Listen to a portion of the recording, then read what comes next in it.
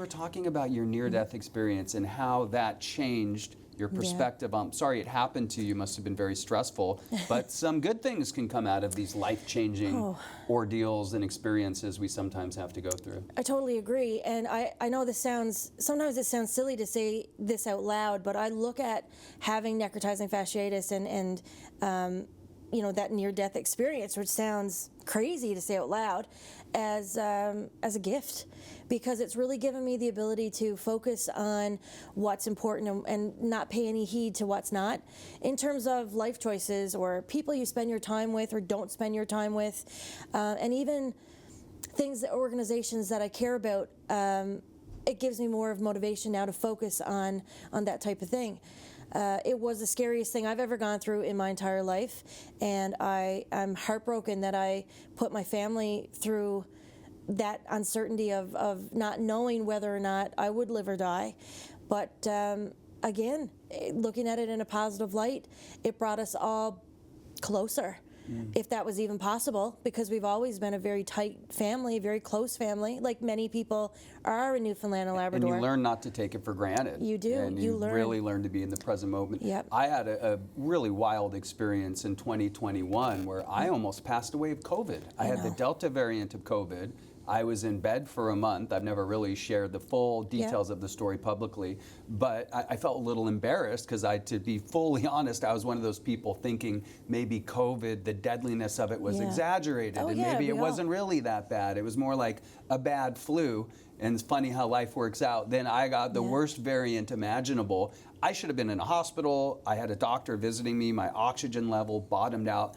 And I really identified your part of your story when your doctor is worried, and when you see that genuine fear on concern on their face, you think, uh-oh. And I had never ever thought that I could die, but it was like for me, it was like having a really bad flu that just kept getting worse and worse every day until day 19.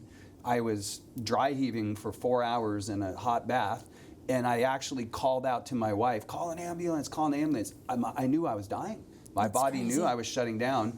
She didn't hear me. She was in the other room on a work call, and I passed out for 5 seconds and had a whole literal experience where I'm floating in outer space, and there's these angels/light beings in front of me, and I thought, this is crazy. Like, am I imagining this? That I actually die? And then before I knew it, I was back in my body and slowly started to get better. But certainly, that's a month of my life I'll never forget, and I'll never take my health for granted again. No. But you've taken this experience and now you share it. You even spoke at the Positive Thinkers Club about it. Yeah, no, I think it's really important to let people know the magnitude of what positiveness can do for your mind and for your body. Now, I will never take away what the doctors and the nurses have done for me and will continue to do, because without them, where would we be? We wouldn't be here.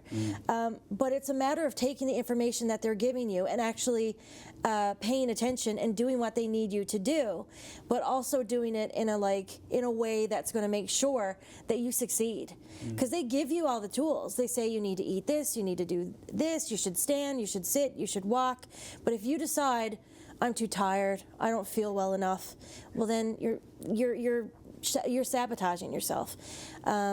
So it's really important for me to share my story, mainly just to encourage people, whatever their worst moment is, whether it be a stubbed toe or flesh-eating disease, is to just try to find the positivity out of everything that you're going through, which it can be hard, and it's not linear, and just, work through it, and I promise you'll be better for it.